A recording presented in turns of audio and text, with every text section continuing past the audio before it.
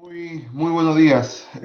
Muchas gracias a todos por darse el tiempo de unirse a este interesante webinar que hemos armado en conjunto con la Universidad de Columbia y Deloitte para abordar un tema extremadamente relevante en el día de hoy relacionado a ESG más T, más tecnología, ESG plus T, que la autora Andrea Bonini Blanc desarrolló de una forma muy interesante en su libro denominado Gloom to Boom. Nuestro país, igual que el mundo, ha sido golpeado con dureza por la pandemia. Cifras crecientes de desempleo y bajas proyecciones de crecimiento generan incertidumbre en nuestros clientes y colaboradores. En este contexto, Andrea, en su último libro, Gloom to Boom, desarrolla conceptos que invitan a la comunidad empresarial, especialmente a los líderes, a evaluar y medir con un enfoque proactivo, propositivo, el negocio sostenible, sustentable y resiliente. Para Andrea, los empresarios tenemos en este momento un punto de inflexión, en el cual el liderazgo nos va a permitir salir adelante en esta época compleja. En efecto, Andrea indica en su libro una frase que me llamó mucho la atención y que creo muy aplicable. La necesidad es la madre de la invención. Estos momentos que estamos viviendo de necesidad, de estrés, de desafío, están siendo también momentos para generar oportunidades, como ella muy bien indica en su capítulo 6, relacionado a tecnología. La invitación en Gloom to Boom propone transformar los llamados riesgos ESGT, ambientales, sociales, de gobernanza y tecnológicos, en herramientas que promuevan la resiliencia y creación de valor a largo plazo. En efecto, conforme un estudio de la ONU, señala que cada vez más los inversionistas se fijan en el factor ESG, esperemos ahora plus T, más tecnología, al momento de hacer las inversiones, llegando esta a superar los 30 trillones en el año 2019. Hoy enfrentamos una profunda crisis sanitaria que ha impactado nuestra economía, nuestra política e incluso nuestra manera de relacionarnos. Superarla requiere muchos esfuerzos, voluntad y sobre todo confianza. Confianza, confianza. Al respecto, debe tenerse presente que la desconfianza no solo se resuelve y despeja con variables económicas y financieras. De hecho, una de las grandes complejidades de la recuperación en estos tiempos es que los sentimientos, emociones y niveles de ansiedad de las personas siguen un carril propio, fluctuando en base a su experiencia y sobre todo a sus expectativas. Como muy bien expone Andrea en su libro, construir confianza requiere un esfuerzo deliberado y consciente, nuestras actuales instituciones o de construir nuevas instituciones alternativas. Esto es relevante. No se va a desarrollar confianza automáticamente. Requiere que conscientemente directorios, C-suite y todos los colaboradores de la empresa, en conjunto con la sociedad, desarrollemos estos conceptos. Actualmente, Chile es un país con altos índices de ansiedad en su población, gatillada por diversos factores, como por ejemplo la incertidumbre laboral, aprensiones en torno al estado de la salud del colaborador y sus familias, y así como las opciones concretas de superar esta crisis sin endeudarse, generan aún mayor ansiedad.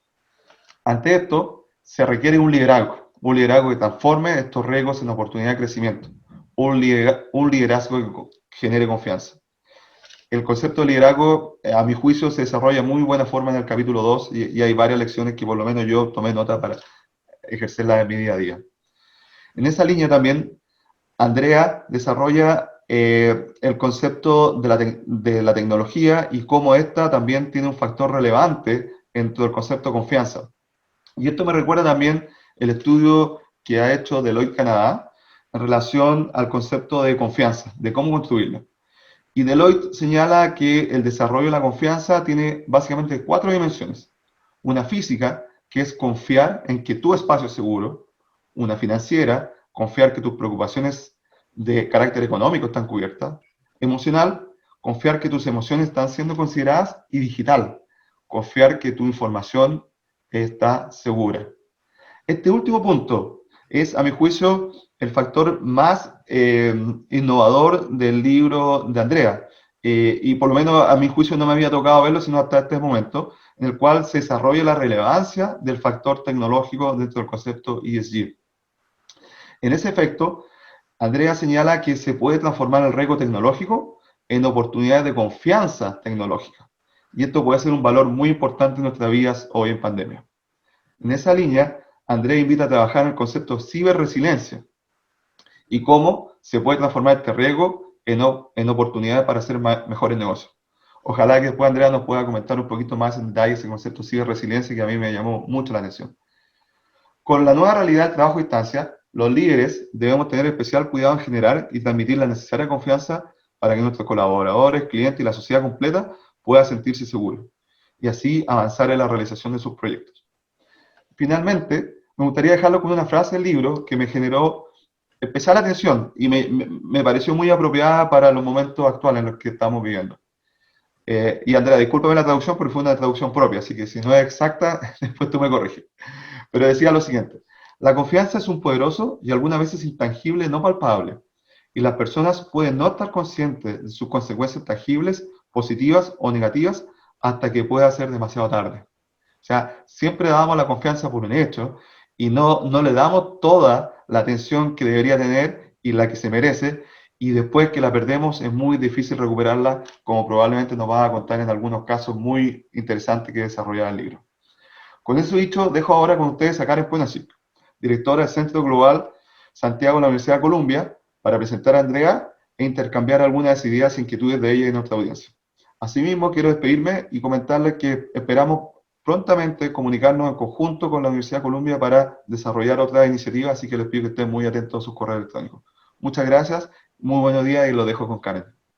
Gracias, Hugo. Yo encantada de presentar a Andrea. La primera vez que yo escuché el concepto ESG fue cuando Andrea vino a Chile hace unos 7 años, justamente a hablar de importancia de los factores ambientales, sociales y de gobierno corporativo, con un foco importante en la reputación de las empresas. Aquí está el libro de Andrea, Gloom to Boom, lo pueden adquirir en Amazon y también tanto en forma física como electrónica. Lo recomiendo porque la verdad es que, como nos va a contar Andrea, la cantidad de información conceptual y además avalada con ejemplos es realmente impresionante. Andrea, te voy a dar la pantalla. Housekeeping rules, quien quiera hacer preguntas lo puede hacer a través del chat. Después de la presentación de Andrea tendremos entonces la posibilidad de conversar sobre todos estos temas. Andrea, bienvenida. Bueno, me pueden oír. Buenos días a todos. Muchísimas gracias, Hugo, por ese resumen tan sucinto y bueno del libro. Te lo agradezco muchísimo. Y Karen, como siempre, mi agradecimiento enorme para tu facilitación de este webinar y tu amistad, que ha sido maravilloso en los últimos años. Ha sido un gran honor para mí poder hablar y trabajar con mis colegas latinoamericanos y chilenos. Y bueno, de mi acento veis que soy casi española, pero no totalmente. Me crié en España, pero vivo en Nueva York. Entonces, el libro surgió como una obra de toda mi vida, más o menos. Intenté en el libro acaparar todo lo que yo creo que es importante para los empresarios, para los líderes de organizaciones en general, bien de organizaciones sociales sin fin de lucro, agencias de gobierno, cualquier entidad que sea una organización de personas que están trabajando para una estrategia y unos resultados. Entonces, para mí, especialmente en el mundo empresarial de negocios, donde yo he trabajado más de 30 años, veo que muchas veces los empresarios, los líderes, no piensan sobre los temas ESG, y yo he añadido el T porque estamos en el medio de un mundo de tecnología incomparable. Entonces, pues quería acaparar a través del libro una serie de herramientas, casos y soluciones para que los empresarios y otros, los líderes de otros tipos de entidad, tengan una manera de pensar sobre sus temas ambientales, sociales, de gobernanza y de tecnología. Entonces, pues utilizo el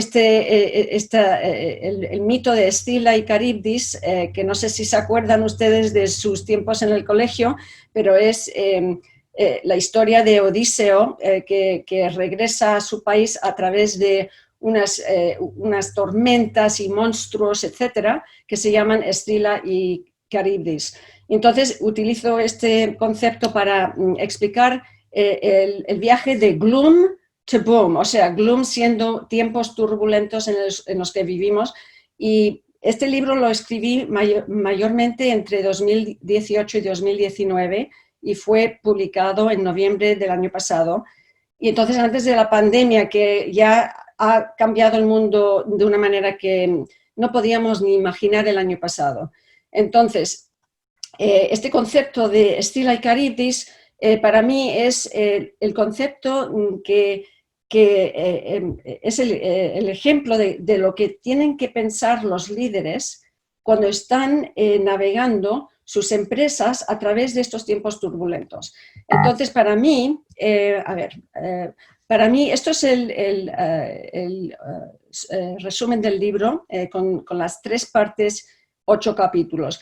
Y se los enseño porque es como un viaje, es un viaje de gloom, donde hablo sobre los tiempos turbulentos y las megatendencias que tenemos hoy día, pero también al principio del libro hablo sobre el liderazgo y la importancia del liderazgo con cultura de alta integridad, y hablaremos de eso en un momento. La parte segunda hablo sobre estas 4 categorías de temas intangibles, como dijo Hugo, temas intangibles que no se presta atención hasta que algo malo ocurre, más o menos. Hay algunos líderes mucho más avanzados en su pensamiento y anchos en su acaparación de los temas y los riesgos y las oportunidades, que sí piensan sobre estos temas. Y una de las cosas que intento transmitir a través del libro es que los líderes que proactivamente piensan sobre sus temas ambientales, sociales, de gobernanza y de tecnología y lo acaparran dentro de la estrategia y el plan de sostenibilidad y resiliencia de la empresa, ellos van a crear más valor para no solamente sus shareholders, sino también sus stakeholders.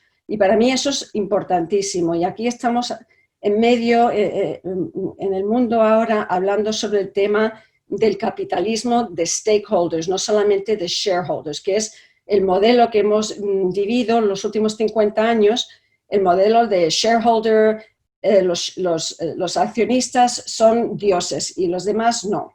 Y ahora estamos hablando sobre stakeholders, los empleados, los clientes, los reguladores y otros que tienen un stake, tienen una inversión en el éxito de la empresa. Entonces, esa es la parte segunda. Y luego la parte tercera es llegando al otro lado del viaje, boom.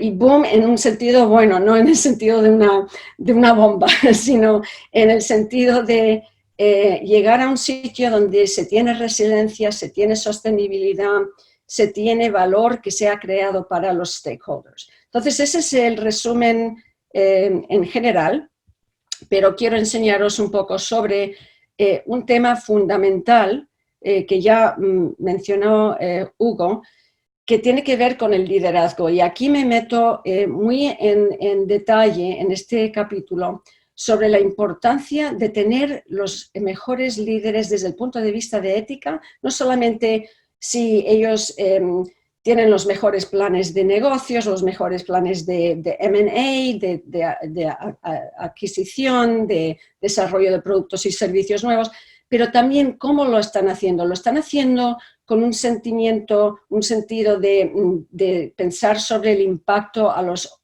stakeholders, sobre el impacto a la reputación, sobre el impacto a los intereses y las expectativas, y eso es donde entra el tema de confidencia que mencionó Hugo, el trust, la confidencia en la empresa. ¿Están pensando sobre esos temas de cómo les sienta la estrategia y la táctica de la empresa a todos los stakeholders? Porque es ahí donde tendremos los problemas de confianza y también los problemas de escándalo. Y vamos a hablar de algunos temas que Karen y yo en unos minutos, unos temas contemporáneos sobre este fallo de entender la expectativa de los stakeholders y lo que puede ocurrir hoy día con la media social, con la media en general, etc. Entonces, este capítulo habla sobre no solamente el tipo de líder que tienes en tu empresa, es un líder tóxico, es un líder con hubris, no sé si hubris es una palabra española,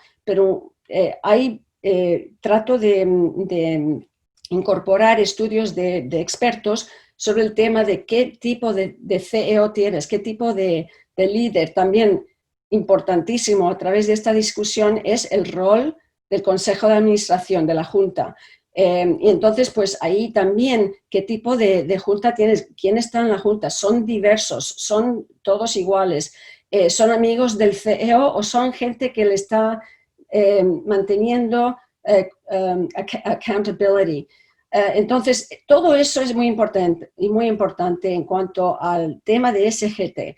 Y luego la segunda y tercera parte de este capítulo habla sobre la cultura que crea desde el tone from the top ese empresario, ese CEO, esa junta.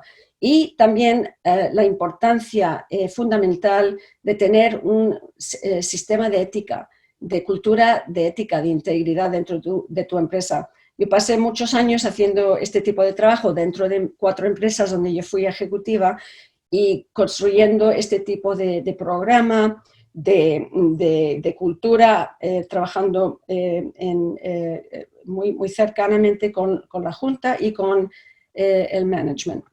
Entonces, aquí tenéis un pequeño modelo que desarrollé para el libro, donde he resumido algo muy complejo, pero creo que tiene mucho valor porque me ayudó a mí misma ver cómo eran los líderes de las empresas donde yo trabajé, pero también de los clientes que tengo ahora. Y entonces, si tienes un enlightened leader, o sea, la gente más conectada, más integrada en el tema de SGT y de valor sostenible, estos tipos de líderes, y tengo ejemplos aquí de Paul Polman de Unilever, que ahora está jubilado, y Satya Nadella de Microsoft, que yo creo que ellos son buenos ejemplos de este tipo de líder que está pensando sobre los temas ESGT, lo está integrando y está creando oportunidad y valor para los stakeholders. El nivel segundo es el líder responsable que trabaja de una manera de integridad, comprende los temas ESGT, pero no ha llegado a ese nivel donde puede convertirlo en oportunidad y valor. Luego tenéis los dos de abajo, superficial leader y líder irresponsable. Son líderes que utilizan ESGT para marketing, para relaciones públicas, pero no tienen programas, no tienen profundidad. Y el irresponsable, que son los dos que son los más bajos de todos, no les importa nada, son ignorantes o bien proactivamente en contra del tema de SGT. Y aquí tenéis ejemplos. Yo creo que Facebook, Zuckerberg es un ejemplo. Y creo que, bueno, Elizabeth Holmes de Theranos, si habéis visto ese caso, que es una mujer que empezó una empresa biotech, pero era un fraude y ahora está siendo perseguida por los fiscales en California. Fue un fraude bastante grande. Entonces, ahí esos tipos de líderes no les importa nada el SGT. Y si sabes dónde está tu líder en este esquema, es mucho más fácil ver cómo puedes hacer la táctica o la estrategia para hacer progreso en estos temas. Muchas veces el CEO no le importa o la Junta no le importa, entonces el trabajo es mucho más difícil. Pero si les importa o si pueden hacer un business case que ayude a incorporar a estos temas dentro de la empresa, entonces se puede hacer progreso. Esto quiero daros solamente un rápido resumen sobre 4 capítulos que son como 300 páginas en el libro, pero cada uno de los capítulos habla sobre el tema principal y luego tiene casos, no solamente casos de escándalos, sino casos de ejemplo bueno. Entonces, uno de los temas más importantes en mi libro es que quiero que pensemos sobre el riesgo como una oportunidad también y cómo podemos transformar ese riesgo que tenemos, por ejemplo, ambiental, en una oportunidad para mejorar no solamente el ambiente y la expectativa de los stakeholders, sino también el bottom line de la empresa, o sea, la empresa va a ganar más dinero, va a subir su reputación.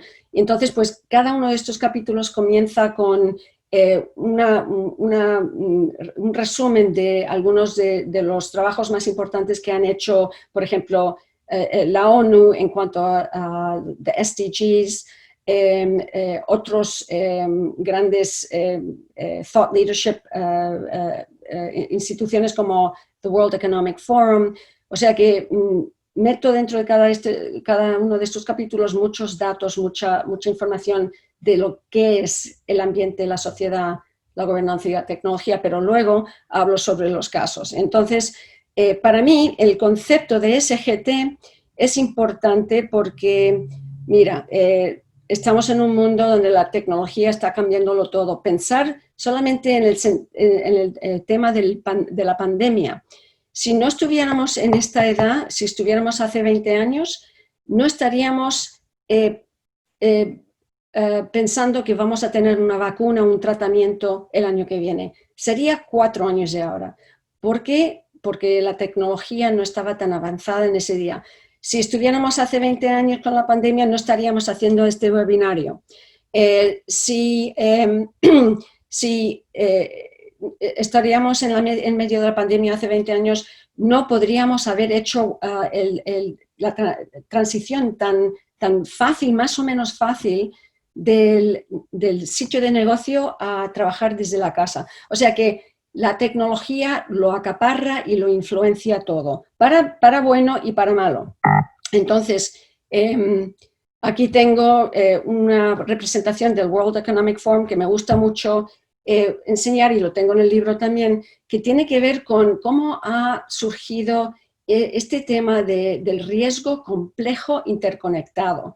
Y el World Economic Forum tiene 5 categorías de riesgo estratégico, inclusive los ESGT, pero también tienen la geopolítica, que yo meto dentro de gobernanza, pero ellos han hecho muchos estudios muy profundos sobre este tema, y creo que tenemos que pensar sobre el tema SGT como un tema interconectado también.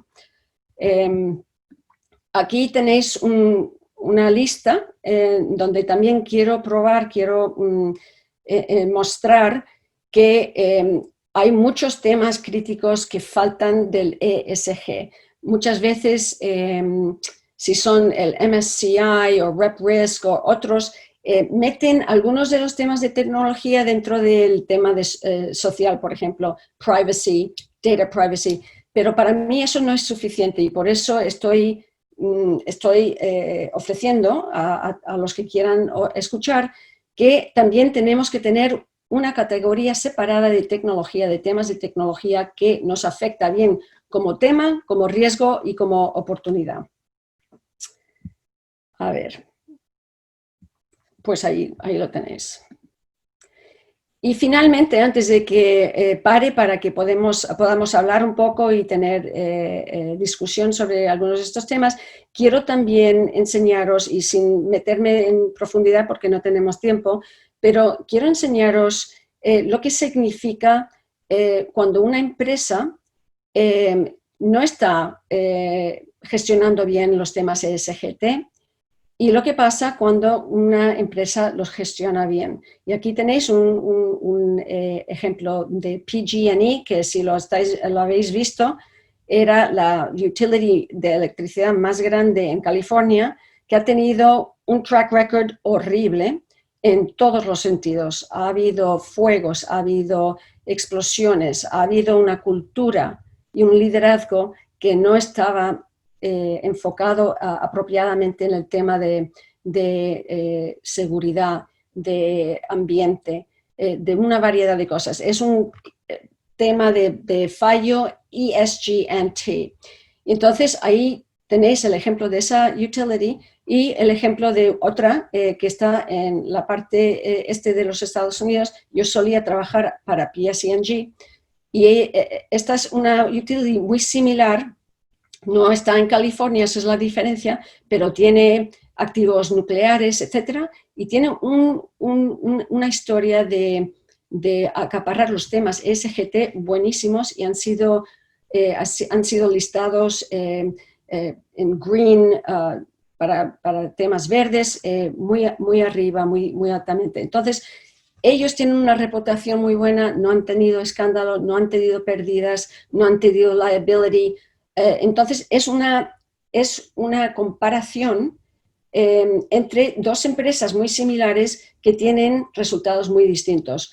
Y yo diría que tiene que ver con el liderazgo que se ha enfocado en los temas ESGT de una manera proactiva y de oportunidad. Podemos decir lo mismo para los temas sociales. Hay riesgo y hay oportunidad. Hay empresas que están mirando a sus temas sociales de una manera donde no lo están gestionando bien, y os ofrezco Boeing y todos los desastres que han tenido ellos antes de la pandemia, que tienen que ver con el fallo de sus aviones y el fallo del liderazgo de enfocarse y solucionar la razón por la que hubo fallos de tecnología y de ingeniería. Y luego hay otra empresa como L'Oréal que ha tenido muchísimo éxito en el tema sostenibilidad, sobre temas sociales como la diversidad, y lo han convertido en oportunidad también, porque ellos pensaron hace muchos años que no estaban sirviendo a todas las personas alrededor del mundo, porque todos sus productos eran para mujeres de raza blanca. Y entonces, de pronto, vieron que eso era discriminatorio, pero también era un tema de marketing y de sales. Y el momento en que crearon productos y servicios para las señoras a través del mundo de piel más oscura, han podido vender aún más de lo que vendían antes. O sea que es una oportunidad increíble que también tiene profundas consecuencias sobre la diversidad. Podría hablar más sobre todo esto, pero quiero parar pronto para que podamos hablar un poco entre nosotros. Aquí el tema de gobernanza también es un riesgo y es una oportunidad, depende de cómo lo están gestionando los líderes. Aquí tenéis el caso de Ceranos, que si no lo conocéis es como una novela y hay un libro buenísimo que se ha escrito en el tema. Y luego hay el tema del liderazgo, la cultura que ha creado Mark Benioff en Salesforce, que es una empresa que se ha destacado muchísimo porque están pensando siempre sobre los stakeholders, siempre sobre cómo están los empleados, cómo se trata a los empleados, y han sido top en muchos de los listados de Best Places to Work y cosas de ese tipo. Finalmente, en tema de tecnología también hay riesgo y oportunidad. Y en mi libro hablo sobre Facebook y hablo sobre Microsoft como dos ejemplos muy contrastados. Facebook, sabéis, no tengo que deciros, creo, hay muchísimos problemas con la manera en que lo ha liderado Zuckerberg, la cultura que ha creado, el dominio que él tiene sobre el tema de lo que se hace en Facebook, y ha tenido y está teniendo consecuencias dramáticas, no solamente de cultura y de problemas de ese tipo político, sino de vida y muerte. Y luego tenemos a Microsoft, que ha hecho que los temas ESGT sean parte íntegra de cómo desarrollan sus productos y servicios, si es inteligencia artificial, si es facial recognition de la cara, etc. Entonces, un contraste muy grande también. Y yo diría que, de nuevo, que tiene que ver con el tema del liderazgo, qué tipo de líder tienes. Finalmente, quiero compartir con vosotros un modelo que tengo en el libro sobre qué es la resiliencia organizacional. Y por eso quiero decir cómo se maneja, cómo se gestiona la empresa. Y tengo 8 elementos de la resiliencia que si están dentro de la empresa, cada una depende de la otra, pero si se encuentran los 8 elementos en esa empresa o esa organización, va a haber mucha más resiliencia y, en mi opinión, mucha más probabilidad de crear valor, de protegerse dentro de los temas de los tiempos malos, como ahora, por ejemplo. Las empresas que han pensado sobre estos temas y lo han integrado en su estructura a través de programas, a través de políticas, a través de acciones que han tomado, esas empresas van a sobrevivir y quizás aún mejor, van a ganar más dinero, a tener mejor reputación a través de los tiempos malos. Y vemos muchos ejemplos en este momento de crisis mundial donde la pandemia lo ha cambiado todo. Entonces, esos 8 elementos he comentado un poco, pero es tener una gobernanza bien proactiva, tener una cultura de integridad integrada, tener un conocimiento profundo de quiénes son tus stakeholders más importantes y cuáles son sus expectativas, tener una inteligencia sobre el tema de riesgo, tener Enterprise Risk Management o otro sistema para conocer tus riesgos, tener los riesgos ESGT y las oportunidades ESGT integrados en tu estrategia de negocios. Tener un sistema de incentivos y de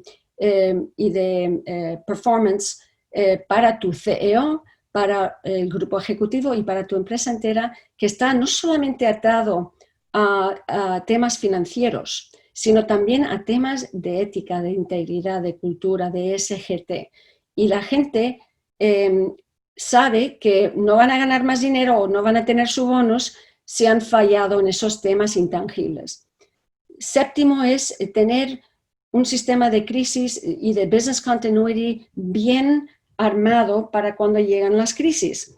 Y finalmente, todo esto conjunto también resulta en una innovación, de una cultura de innovación y de mejoría continua dentro de la empresa. Entonces, este es el ejemplo del Virtuous Resilience Life, del ciclo de resiliencia virtuoso. Hay 3 otros modelos que tengo en el libro que bajan de esta altura. Uno robusto, otro frágil y otro vicioso. Entonces, esto es un resumen muy rápido, perdón por tanta información en tan poco tiempo, pero ahí estamos. Y Karen, no sé si quieres que deje esto aquí y empezamos a hablar y a discutir cosas. Tú me dices. Me parece, gracias Andrea. Bueno, aquí podemos hablar de varios de los casos que están mencionados en esta última lámina. Podemos dejar de compartir pantalla. Andrea, la gracia del libro de Andrea, o lo más importante del libro de Andrea, es que nos da un marco teórico para poder entender y poner en práctica y medir, que es lo importante, las estrategias de control de riesgo y también de creación de valor EST, o sea, ESG plus T, que es algo novedoso, que no hemos visto en Chile, porque prácticamente las conversaciones acá se han centrado en cómo ser mejor y lograr mejores puntajes en esta área, pero sin una metodología como la que tú entregas. Hablemos, bueno, tú nombraste a mi CEO preferido, que es Mark Benioff. Yo siempre lo uso de ejemplo en mis clases. Mark Benioff de Salesforce, él fue el primero en crear el concepto 1 más 1 más 1, que el 1% de mis productos, el 1% del tiempo de mis empleados y el 1% de mis utilidades va de vuelta a la sociedad. Y además es un líder, por ejemplo, que ha convertido el edificio en San Francisco en centro de acopio para los brigadistas que están luchando contra los incendios forestales. Y ha sido además un líder, y te voy a hacer quizás la primera pregunta, que ha tomado con fuerza ciertas causas y que le han traído además muchos beneficios. Cuando estados en Estados Unidos han querido implementar leyes que prohíben o que le ponen cortapisas a la diversidad sexual, él junto con otros líderes ha dicho, bueno, voy a sacar mis inversiones de tal y cual estado. Y ha logrado efectivamente que el gobernador y los parlamentos regionales o estatales revoquen estas leyes anti-diversidad sexual. Estamos en un momento muy importante, entonces quizás la primera pregunta es, ¿cuán involucrados debiesen estar los líderes en los aspectos que no sean solamente regulatorios o tributarios, sino que en los temas que le preocupan a la sociedad? Pues mira, yo creo que en este momento más que nunca los empresarios, los líderes tienen que pensar con la mente abierta, no pueden quedarse como los burros con los anteojos, ¿cómo se llaman? The horse with blinders, donde solamente están mirando el tema financiero, el tema de revenues, sino que tienen que pensar cómo va a impactar sus temas, sus estrategias y tácticas en el mundo, en su entorno. Pero lo que estoy diciendo no es que se pongan a hacer cosas que no tienen nada que ver con su negocio, sino que abran sus mentes a los temas ambientales, sociales, gobernanza y tecnología que son importantes para sus empresas. O sea, ¿dónde están trabajando? ¿Qué tipo de trabajo están haciendo? ¿Cuáles son las comunidades? ¿Cómo están impactándolos? Hay impactos ambientales, hay impactos sociales, el tema de la diversidad.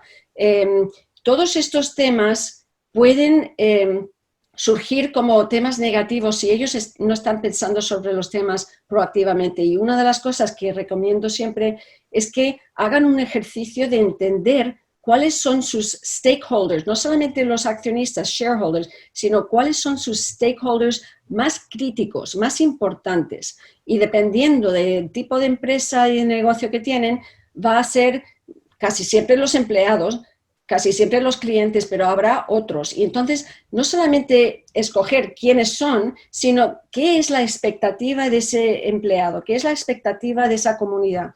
Y entonces entender y incorporar esas expectativas de una manera integrada en la estrategia de la empresa. Porque así están construyendo la resiliencia que necesitan cuando algo ocurra. Por ejemplo, un escándalo donde son acusados de hacer algo, pero no lo hicieron o intentaron resolverlo, y si han creado esos programas internos de resiliencia, van a poder demostrar al stakeholder, al regulador, a quien sea, no, nosotros estuvimos haciendo el trabajo bien aquí, hicimos todo lo que pudimos, al mismo tiempo algo malo ocurrió. Cuando una empresa puede decir eso, en vez de, no pensamos sobre eso, o eso nunca ocurrió y ocurrió, el hit a la reputación va a ser mucho más grande, y eso también tiene consecuencias financieras. Así es. Hablamos de los líderes positivos, hablemos de líderes complejos y de culturas corporativas tóxicas. Deutsche Bank, por ejemplo. Leí hace poco que los mismos departamentos de compliance de Deutsche Bank le advirtieron al CEO y a la plana mayor, ojo, no hagamos negocio con Jeffrey Epstein, pero siguieron haciendo negocio con Jeffrey Epstein con las consecuencias que sabemos, no solamente reputacionales, sino que eventualmente también legales. Son los banqueros del presidente Trump, y ahí ha habido bastantes cosas turbias en relación al manejo que han tenido de las cuentas del presidente Trump. Hablemos del caso Deutsche Bank. Sí, pues mira, Deutsche Bank ha sido un banco que no ha sido extranjero para tema de escándalo.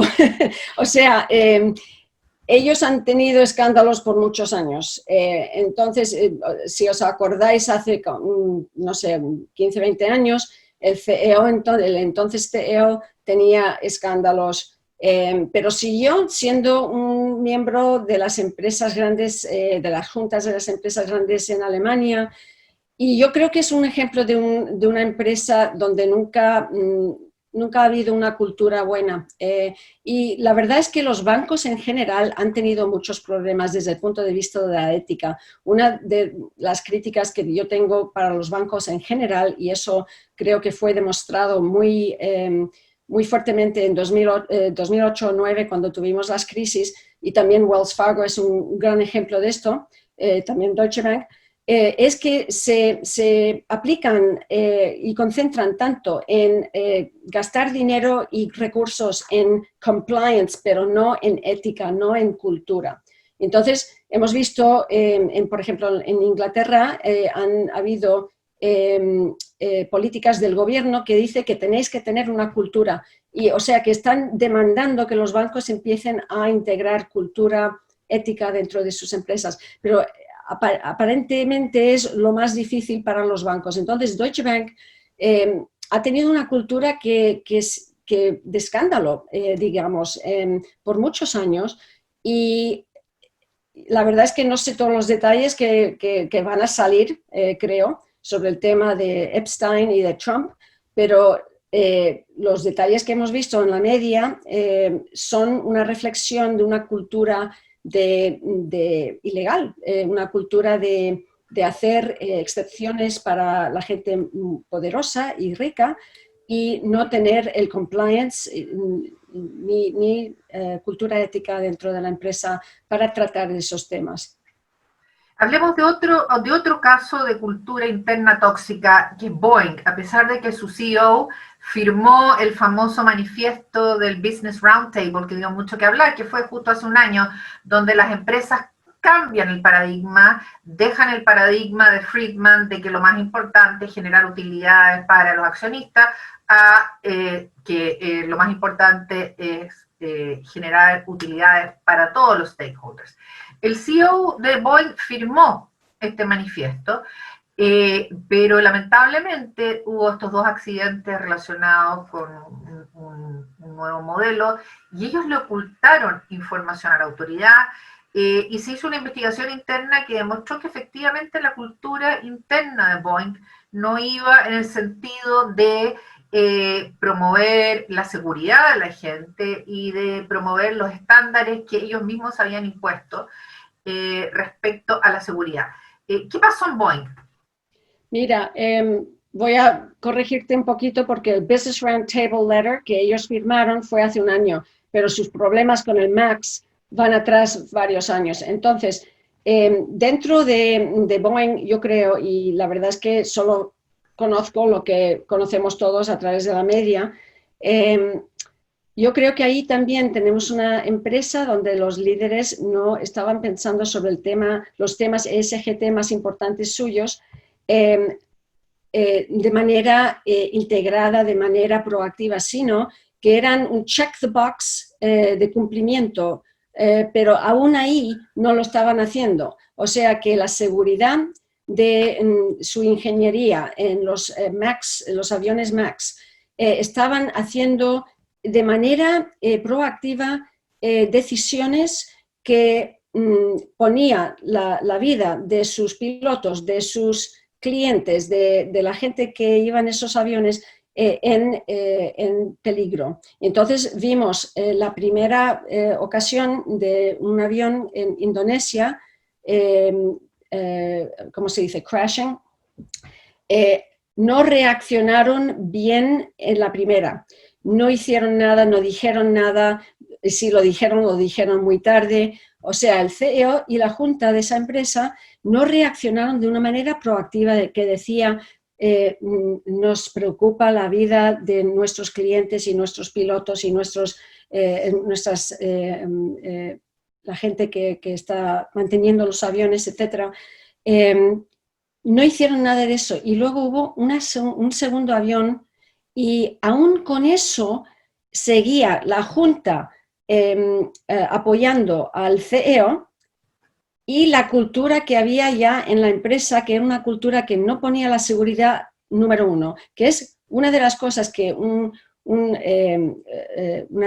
empresa que produce aviones, cualquier empresa que produce equipo, tecnología, algo que es de vida o muerte para la sociedad, deberían de poner la seguridad número uno. Pero aún con la segunda no lo hicieron y tuvieron muchos más meses hasta que primero hicieron la firma del Business Roundtable, que para mí eso es otro tema que podemos hablar en un momento, pero por fin hicieron que se fuera el CEO y apuntaron un nuevo CEO que era miembro de la Junta, o sea, dentro de la cultura que ya existía. Entonces creo que ahí están metidos en su cultura y están haciendo pasos pequeños y no muy efectivos para cambiar la cultura de la empresa.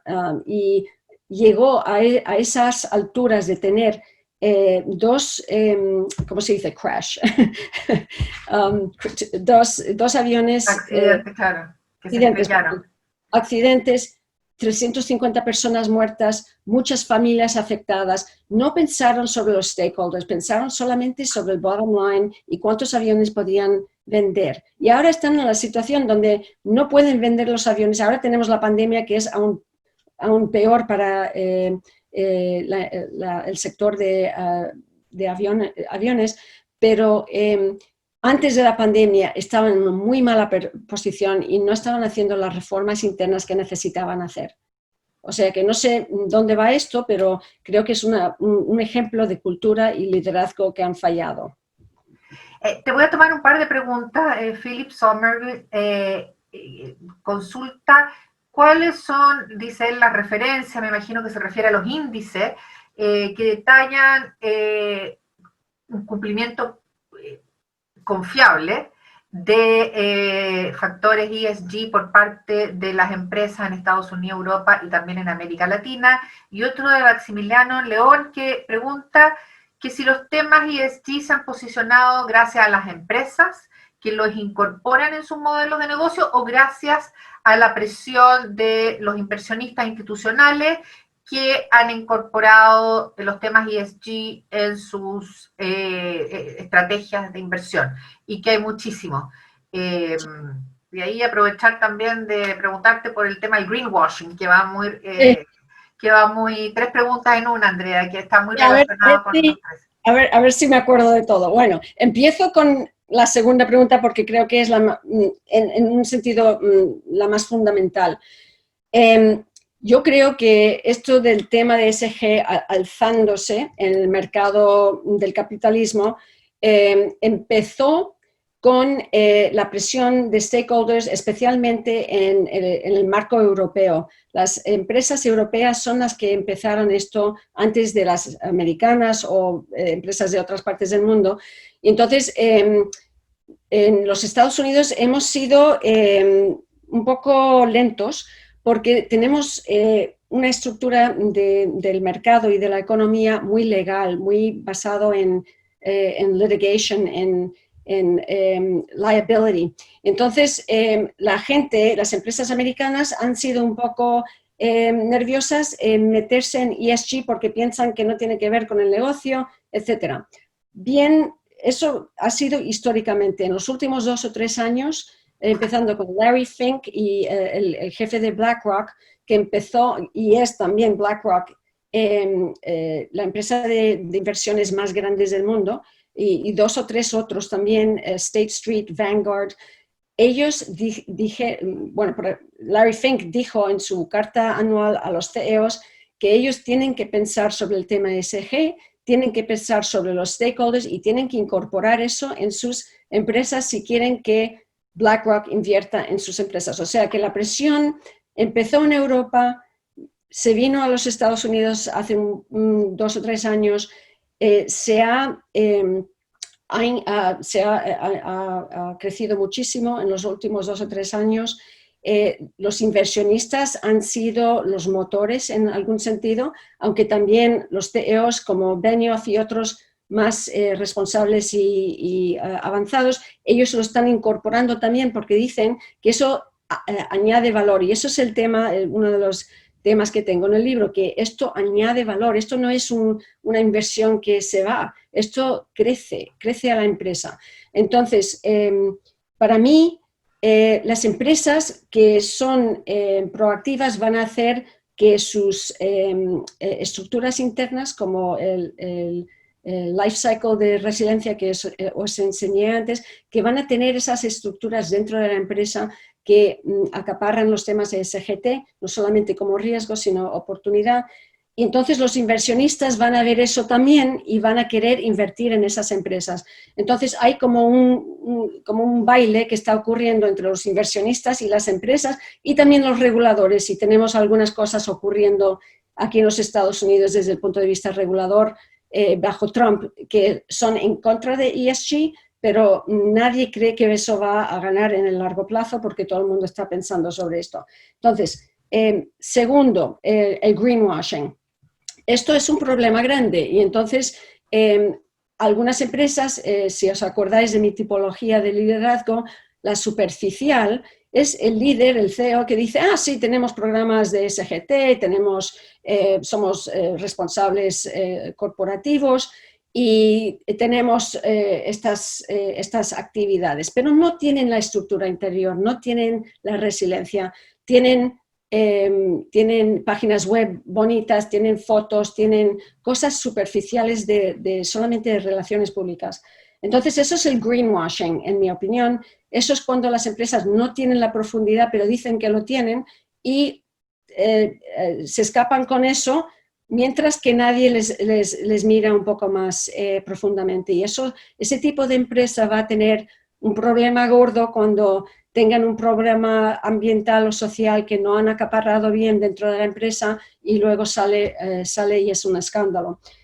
Pero el greenwashing es el peligro de hacer este tipo de cosas sin tener la profundidad interna. El caso de Vale, por ejemplo. El caso de Vale es enorme, ¿verdad? Uno de los más decidores de lo que es el greenwashing o lavado de imagen, sí. Y luego la primera pregunta era la de quién tiene las mejores métricas. Eso es algo que se está discutiendo arriba, abajo, y izquierda y derecho, y eso no va a resolverse por unos años, pero hay varias organizaciones que han hecho un trabajo muy bueno para poder medir SGT y darle ESG, ¿no? Y darle al inversionista una idea de cómo de bien lo está manejando una empresa.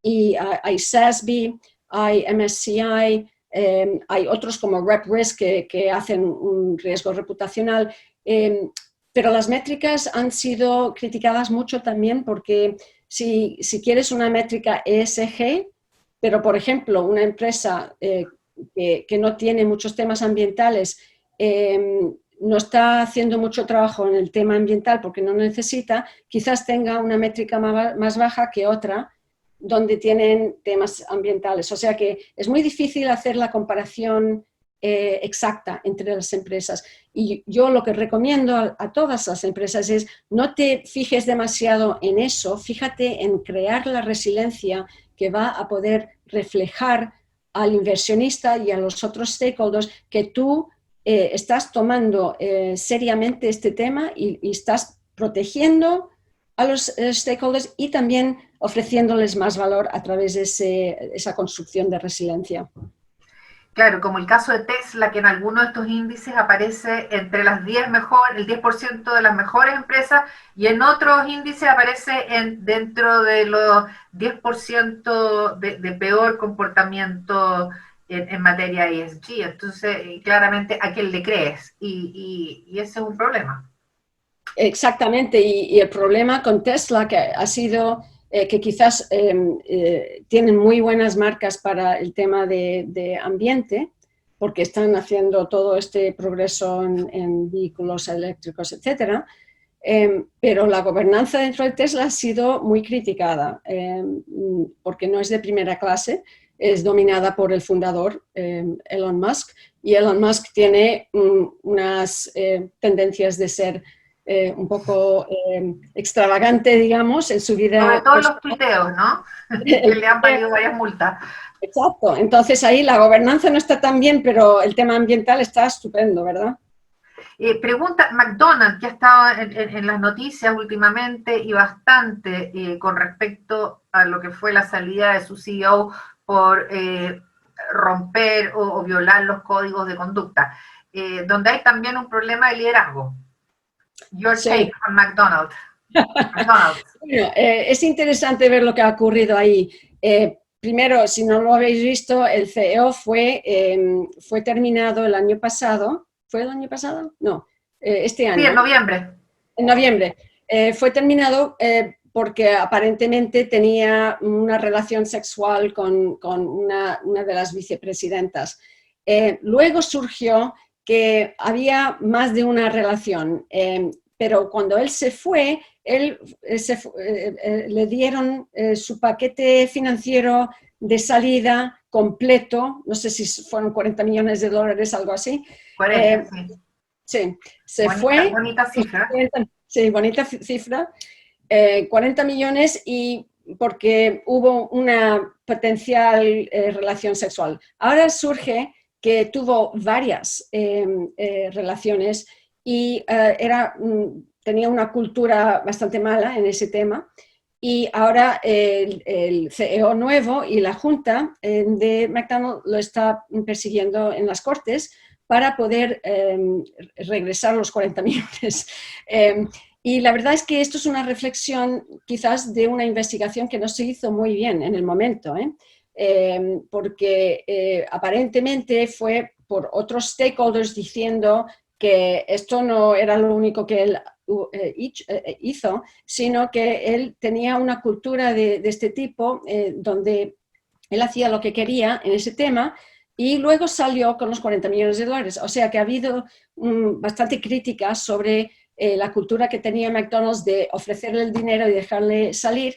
Y esto ha ocurrido en muchas empresas donde esto ocurrió en Google, también un tema muy similar con un muy alto ejecutivo que salió con 70 millones y hubo una reacción muy negativa de los empleados de Google en ese tema también. Eso fue hace un año, donde ellos se pusieron a protestar abiertamente sobre cómo puede salir este ejecutivo que tenía esta cultura tan mala de abuso sexual con 70 millones de dólares y mientras tanto los demás somos despedidos sin un centavo, ¿verdad? O sea, podríamos hablar más, pero no hay tiempo. Pero son casos interesantes. Tengo una muy buena pregunta de Agat Porte, que la pandemia, además de la digitalización y la automatización, van a afectar muchísimo el de empleo. De hecho, hay empleos que no van a volver a crearse después de la pandemia. ¿Dónde y cómo integramos esta dimensión dentro del rol de las empresas?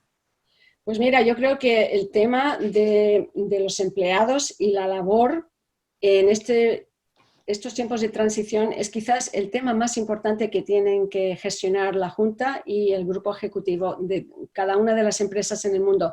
Hay algunas empresas que tienen la suerte de que sus negocios han aumentado y no tienen ese problema, pero casi todas las empresas tienen algún problema sobre la labor, bien que ya no necesitan algunos empleados o tienen que poner algunos empleados en un sitio donde esperan a volver a trabajar o están trabajando desde la casa, que crea una variedad de otros problemas como la cibernética, la seguridad ciber, etc.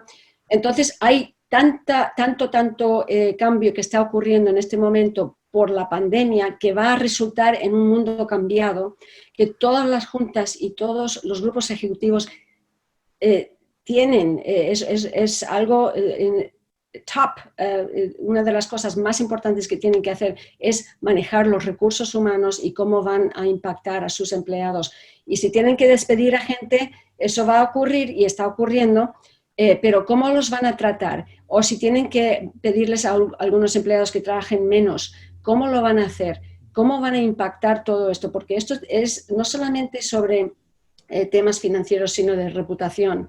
Y si piensan que van a necesitarlos al final, no los despidan, no los manden a casa sin nada. O sea, hay que tener una cara humana en este momento porque es un momento súper difícil para muchísimos y va a ser aún más difícil para los que son despedidos, etc. Entonces hay que crear un programa, una política sobre este tema muy bien pensado y pensado en el largo plazo en cuanto a lo que va a necesitar la empresa dentro de un año, de 2 años. Y que es un problema porque muchas empresas no tienen los recursos para hacerlo. o no tienen la caja para hacerlo, así que es un gran desafío en este momento el tema. Sí. Andrea, lamentablemente se nos acabó el tiempo, pero yo no quiero dejar de preguntarte, uno de los problemas que, mirándose el futuro post-pandemia, se plantea probablemente como el principal riesgo para las empresas que tiene que ver con el cambio climático, ¿no? Ya hemos visto lo que está pasando en California con los incendios forestales y cómo eso tuvo un impacto en PG&E. Hemos visto también lo que pasó en Puerto Rico, que es un caso que conoce muy bien, donde estaban todas las farmacéuticas y hubo un huracán, y dejaron de producirse cientos de medicamentos porque estaban todas las empresas farmacéuticas concentradas y tuvieron que dejar de operar. Tu takeout, para cerrar, sobre cómo debemos enfrentar los riesgos climáticos y crear resiliencia para que no impacten negativamente las operaciones de las firmas. Mira, gran pregunta, gracias Karen. Yo creo que el tema ambiental nos afecta a todos. Y las empresas que piensan que no les afecta porque tienen un edificio, oficinas, no están en un sitio donde hay huracanes, etcétera, esas empresas no están pensando de una manera holística sobre estos temas. Les va a afectar de una manera u otra. Yo diría que la pandemia, algunos han dicho que tiene que ver con el tema ambiental, y el tema ambiental tiene que ver con la destrucción de las junglas y los bosques, y los animales estando en más contacto con las personas, y así muchos de los virus de los animales saltan a las personas. Entonces, todo está interconectado. Y vamos a tener más pandemias, vamos a tener más huracanes, vamos a tener más fuegos. Yo estoy en un pueblecito en Long Island, en Nueva York, en este momento, que el tiempo está precioso, pero hace una semana tuvimos una alerta de que venía un tornado. Nosotros no tenemos tornados en esta parte del mundo, pero ahora sí tenemos tornados en los últimos 2 o 3 años. Entonces, todos estamos afectados por este tema y es absolutamente necesario que cada una de las empresas piensen sobre cómo les afecta a ellos, a sus activos, a sus empleados y a sus clientes el tema ambiental. Y entonces de ahí crear una política interna de gestión de riesgo, seguros, protecciones, programas que son relevantes a esa empresa y a lo que hace esa empresa en las partes del mundo donde está esa empresa. Y entonces vosotros en Chile tenéis muchos earthquakes. Terremotos, sí. Tenéis muchos terremotos y estáis, me imagino, mucho más preparados que los que estamos en Long Island, que no tenemos muchos terremotos. O sea que, pero hay que pensarlo así de una manera muy holística y proactiva, porque si no va a haber un momento donde estas cosas te dañen bien financieramente o reputacionalmente y tu empresa quizás no sobreviva. Entonces es muy importante que lo hagamos de manera proactiva y pensando sobre los stakeholders. Andrea, lamentablemente se nos acabó el tiempo, pese a que tenemos muchísimas preguntas. Recuerdo, el libro de Andrea, Gloom to Boom, está disponible en Amazon, que por cierto está enviando libros a Chile. Andrea, bueno, nos has dado un marco excelente para poder entender mejor esto de ESG más T, que es la parte novedosa de la ecuación, especialmente en estos tiempos. Tenemos en Chile muchísimo que seguir conversando sobre este tema. Con Ágata hemos hablado de seguir también hablando sobre fenómenos como el greenwashing y otros riesgos que tiene esto de vestirse de verde a veces cuando no eres tan verde. Pero además de agradecerte a ti, agradecer a Deloitte, Hugo, muchas gracias a ti y tu equipo. Espero que sea el primero de muchos eventos conjuntos que podamos hacer sobre estos temas, que al final del día nos afectan no solamente a quienes estamos en las empresas, sino que también a los consumidores, a los clientes, a los empleados, que son los stakeholders claves para cualquier empresa. La grabación de este webinar va a estar en nuestro sitio web Andrea, nuevamente, muchas gracias. Sigue disfrutando el verano en Estados Unidos. Nosotros aquí tenemos un día todavía de invierno. Y muchos también seguimos confinados, pese a que, bueno, en Estados Unidos ya esto no... Podríamos tener una hora más sobre la pandemia. Podríamos hablar una hora sobre más de la pandemia y una hora sobre más de las elecciones, pero eso lo dejamos para otro webinar que tendremos, les aviso, les cuento el día siguiente del primer debate, porque eso sí que se viene interesante. Andrea, sí. Nuevamente, muchas gracias a todos ustedes, Hugo, y esperamos verlos pronto en otro de estos webinars.